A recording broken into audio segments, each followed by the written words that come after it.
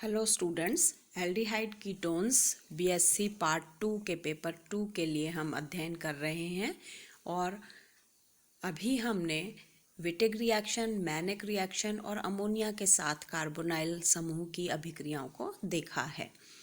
आगे हम कुछ इसकी और रिएक्शंस देखते हैं जो कि ग्रिग्नार्ड रिएजेंट के साथ होती है।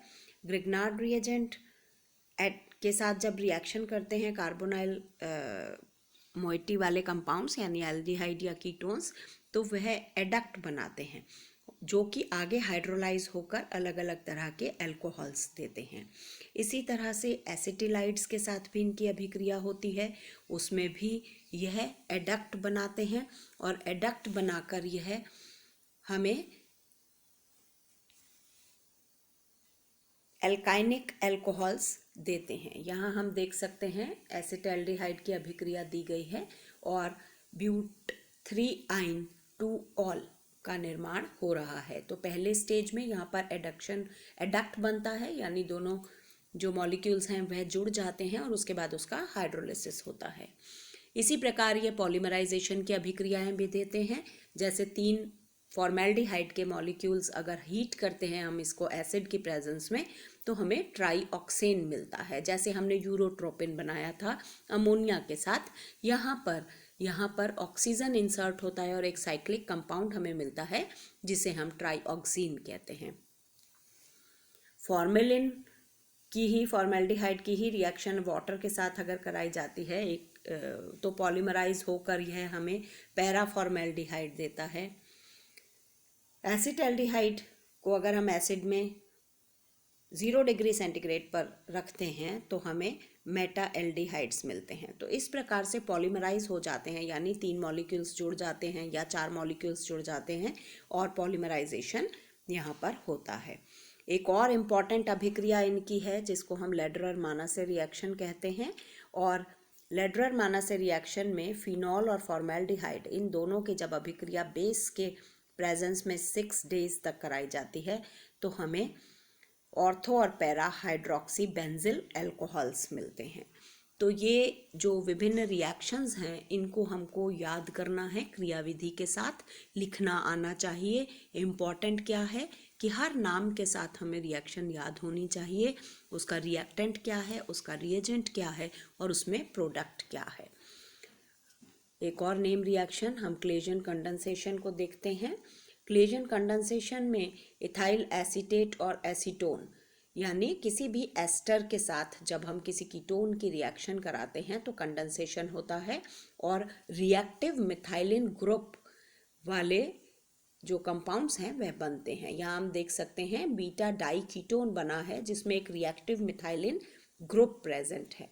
तो इथाइल एसीटेट एक एस्टर है, एसीटोन कीटोन है और इसकी प्रेजेंस में सोडियम इथॉक्साइड या सोडामाइड जैसे बेसिक कैटलिस्ट जो हैं उनकी प्रेजेंस में अगर हम इसका रिएक्शन कराते हैं तो ऐसा अभिक्रिया जिसमें रिएक्टिव मिथाइलिन वाले ग्रुप कंटेनिंग कंपाउंड्स बनते हैं, यह क्लेजन कंडेंसेशन कहलाता है।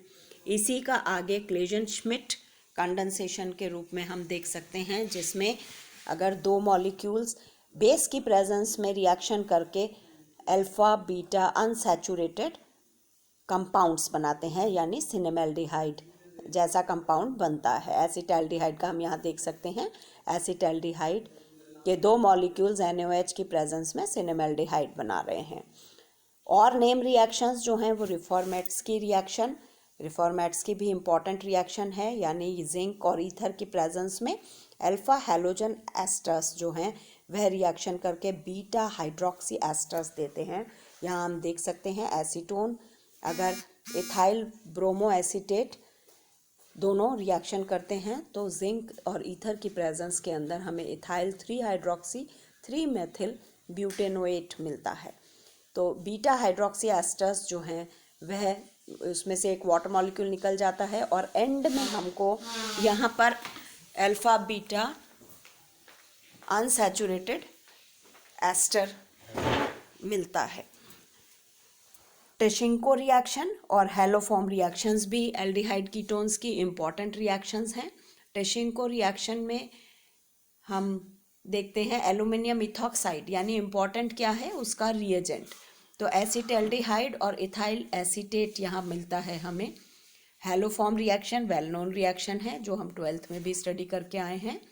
इस अभिक्रिया को हम हैलोफॉर्म कहते हैं क्योंकि इसमें यहाँ पर आयोडोफॉर्म जो है वह बनता है। तो एसीटोन की रिएक्शन अगर 3 मॉलिक्यूल्स ऑफ आयोडीन और बेस की प्रेजेंस में हम करवाते हैं तो हमें यहाँ पर आयोडोफॉर्म का एक मॉलिक्यूल, सोडियम एसीटेट और वाटर मॉलिक्यूल NaI के साथ यहाँ पर निकलता है। तो यहाँ हम देख सकते हैं ये सभी नेम रिएक्शंस जितनी भी हमने इसमें स्टडी की हैं उनकी अभिक्रियाएं भी और उसकी जो क्रियाविधि है वह भी इम्पॉर्टेंट है। पहले तो हमें नेम रिएक्शंस के साथ उन रिएक्शंस को अटैच करके याद करना है, रिएजेंट, रिएक्टेंट और प्रोडक्ट्स को ध्यान में रखते हुए, और उसके बाद हमें उसकी क्रियाविधि को समझते हुए लिखना आना चाहिए।